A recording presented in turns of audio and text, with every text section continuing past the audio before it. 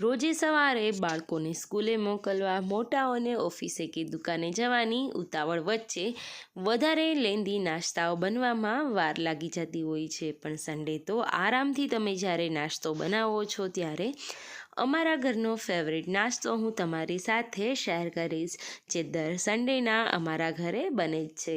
તો ચલો તમારી સાથે પણ આ રેસીપી શેર કરું, જેના માટે મેં અહીંયા 200 ગ્રામ જેટલો લોટ લીધેલો છે. તેમાં 3 ચમચી જેટલો રવો અને સ્વાદ અનુસાર મીઠું, 2 મોટી ચમચી જેટલું તેલ ઉમેરીશ અને પાણીને થોડું થોડું કરી ઉમેરતા જઈ અને વધારે કઠણ પણ નહીં અને એકદમ ઢીલો પણ નહીં તેવો લોટ બાંધી લઈશ. લોટ બંધાઈ જાય ત્યારબાદ તેમાં થોડું એવું તેલ ઉમેરી મસરી લેશું અને ઢાંકી અને સાઈડમાં રાખી દઈશું. આ નાસ્તો છે એ લાસ્ટ સુધી જોજો એટલે ખબર પડી જશે કે કયો બનવાનો છે. ગરમા ગરમ રહેશે, શિયાળામાં તો મજા પડી જશે. તો રેસીપીને આખી જોજો, સારી લાગે તો સબસ્ક્રાઈબ કરજો. હવે અહીંયા લોટને મેં ઢાંકણ ઢાંકી રાખી દીધેલો. તો ચલો આપણે આગળ જોઈએ. તો ચલો આગળનો નાસ્તો જોઈએ છે ને એકદમ સિક્રેટ વેથી આખો નાસ્તો. હવે પેનને ગરમ કરી તેમાં 1 ચમચી ઘી અને 1 મોટા ચમચા જેટલું તેલ ઉમેરીશું. તેલને અહીંયા સારી રીતના ગરમ કરવાનું છે. હવે ગરમ થઈ જાય ત્યારબાદ અડધી ચમચી જેટલું જીરું ઉમેરીશું, જેને સારી રીતે ફૂટવા દઈશું. ત્યારબાદ 1 મરચાંના નાના નાના ટુકડાઓ કરીને ઉમેરી દઈશું. 1 ઇંચ જેટલો આદુનો ટુકડો લઈ તેને ખમણીને ઉમેરતા જવાનું. આ બધા મસાલાઓ તમારી ચોઈસથી તમે કરી શકો છો. સવારના સમયે અમે ચા સાથે લસણ નથી લેતા. તમને પસંદ હોય તો અહીંયા આદુ, મરચાં અને લસણની પેસ્ટ પણ ઉમેરી શકાય. ત્યારબાદ 2 થી 5 પાન જેટલો લીમડો, 2 તમાલપત્ર, 2 સૂકા મરચાં ઉમેરીશું. અહીંયા પસંદ હોય તો વઘારમાં જ 2 ચપટી જેટલી હિંગ ઉમેરી શકાય. ત્યારબાદ 1 મોટી ચમચી જેટલી વરિયાળી અને 1 ચમચી જેટલા તલ લેશું. વરિયાળી ઉમેરવાથી આ રેસીપીનો સ્વાદ ખૂબ જ સારો આવશે. ત્યારબાદ અધકચરા વાટેલા ધાણા મેં અડધી ચમચી જેટલા લીધેલા છે, જેને ડાયરેક્ટલી તેલમાં જ ઉમેરી દઈશું. ત્યારબાદ તેટલી જ કસૂરી મેથી લેશું, જેનો વિડીયો હું તમને ડિસ્ક્રિપ્શન બોક્સમાં પણ શેર કરીશ. એકદમ કલર આખા વર્ષ માટે આવો ને આવો જ રહે તે રીતે મેં ઘરે સ્ટોર કરેલી. હવે ત્યારબાદ 1 ચપટી જેટલી હિંગ અને જે રેગ્યુલર મસાલાઓ હોય તે ડાયરેક્ટલી જ આપણે વઘારમાં ઉમેરતા જવાના છીએ. જેમાં અહીંયા અડધી ચમચી હળદર પાવડર, 1.5 થી 2 ચમચી જેટલો ધાણા જીરું પાવડર ઉમેરીશું. ત્યારબાદ અડધી ચમચી કરતાં ઓછું એવું મીઠું, 1.5 થી 2 ચમચી જેટલો ચટણી પાવડર ઉમેરીશું. ત્યારબાદ અડધી ચમચી જેટલો ગરમ મસાલો અને લાસ્ટમાં અહીંયા શેકેલી 2 ચમચી જેટલો ચણાનો લોટ ઉમેરીશું અને બધી વસ્તુને વઘારમાં મિક્સ કરી દઈશું.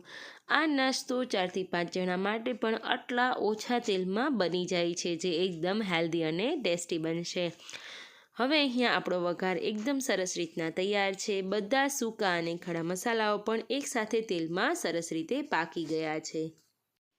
હવે આવે છે આપણી રેસીપીની મેઇન વસ્તુ અને એ છે બાફેલા બટેટા. મેં અહીંયા 5 બટેટાને બાફી તેની છાલ ઉતારી હાથ વડે જ આવી રીતના સ્મેશ કરતી જઈશ અને આમાં ઉમેરી દઈશું. અત્યારે આપણે બટેટાનું એકદમ રસ્સાવાળું ઘાટું શાક બનાવી રહ્યા છીએ. હવે મેં અહીંયા 1 ગ્લાસ જેટલું પાણી ઉમેરી સારી રીતે આ બધી વસ્તુને મિક્સ કરી દઈશ. અહીંયા બટેટાને કટ કરીને જે રેગ્યુલર આપણે સમારતા હોય તેવી કંઈ જ નીડ નથી. હાથ વડે જ આવી રીતના ભૂકો અને છૂંદો કરતા જવાનું ને ઉમેરતા જવાનું. હજી પણ થોડું એવું પાણી ઓછું લાગતું હોય તો ગેસની ફ્લેમ મીડિયમ કરી 1 ગ્લાસ જેટલું પાણી ઉમેરી દે અને સારી રીતે તેને ઉકળવા દઈશું. હવે અહીંયા મેં લાસ્ટમાં ટેસ્ટ કરેલું તો થોડું એવું મીઠું અને ચટણી પાવડર ઉમેરી દઈશ, જેથી કરીને કલર ખૂબ જ સરસ આવે. ઘણા લોકો બહારથી સન્ડેના પૂરી ભાજી મંગાવતા હોય છે, તો આપણે એ ટેસ્ટની અને લારી જેવી પૂરી ભાજી ઘરે બનાવી રહ્યા છે. ભાજીનો લુક જઈને તમે સમજી જ ગયા હશો કે આ સબ્જી એકદમ ટેસ્ટી અને ચટાકેદાર બનશે. લાસ્ટમાં અહીંયા હું અડધા લીંબુનો રસ ઉમેરી દઈશ, કારણ કે આપણે આમાં ટમેટાનો ઉપયોગ બિલકુલ નથી કરેલો. તો થોડી એવી કોથમીરથી ગાર્નિશ કરી અને ફટાફટથી આપણે પૂરીને રેડી કરી લઈશું. તો હવે અહીંયા તેલ એકદમ સરસ રીતના ગરમ થઈ ગયું છે, તો લોટને મસરી નાના નાના લુવા કરી લઈશું અને ફટાફટથી પાટલા વેલણ પર થોડું થોડું તેલ લગાડી અને પૂરીને વણી લેવાની છે. તો જ્યારે આપણે છોલે ભટુરે લેતા હોય ત્યારે તેની પૂરીની સાઇઝ વધારે મોટી આવતી હોય છે. આપણે આ પૂરી જે રેગ્યુલર ઘરે બનાવતા હોય તેવી સાઇઝ અને તેવી જ ગોલાઈ જાડાઈવાળી રાખવાની છે, વધારે મોટી નથી કરવાની.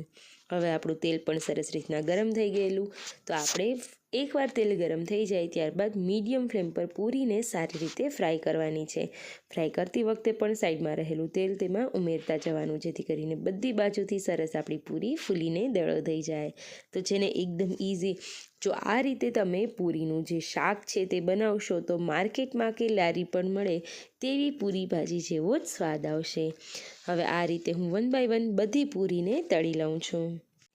તો આશા છે ફ્રેન્ડ્સ તમને મારે આ વિડીયો પસંદ આવ્યો હશે. અને હા, એક લાસ્ટ ટીપ હું તમારી સાથે શેર કરીશ. પૂરીનો લોટ બાંધતી વખતે જ્યારે તમે રવો ઉમેરો છો ત્યારે તેમાં તેલ બિલકુલ નથી રહેતું. માત્ર 2 થી 5 મિનિટમાં પૂરી એકદમ ડ્રાય થઈ જશે અને ઉપર તમે ટીશ્યુથી ચેક કરશો તો એક પણ ટીપું તેલ બિલકુલ નહીં લાગે. જેને એકદમ ડ્રાય હોય તેવી પૂરીની રેસિપી. તો ચલો આપણે બંનેને ગરમા ગરમ જ સર્વ કરીએ. વિડીયો સારો લાગ્યો હોય તો ચેનલને સબસ્ક્રાઈબ કરી દેજો અને બીજાને શેર જરૂરથી કરજો, જેથી કરીને આવતીકાલે તે લોકો પણ સવારના નાસ્તામાં પૂરી ભાજી ખાઈ શકે. Thank you.